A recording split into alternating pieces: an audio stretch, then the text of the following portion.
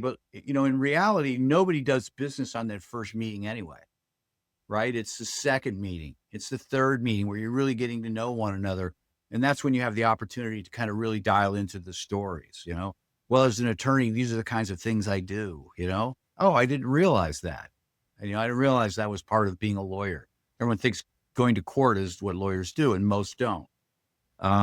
So that's, really the second piece of getting referrals or marketing for referrals.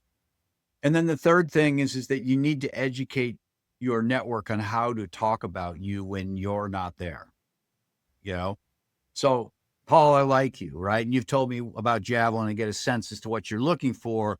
If I come across somebody that's a good fit for you, you know, me liking you is in my heart, me knowing what you're about is in my head. But until something comes out of my mouth and says, you know what, there's a guy I need to introduce you to. Let me tell you a little about him. That's kind of the last piece. Then that's what makes the referral happen. So it's really those three things that need to happen.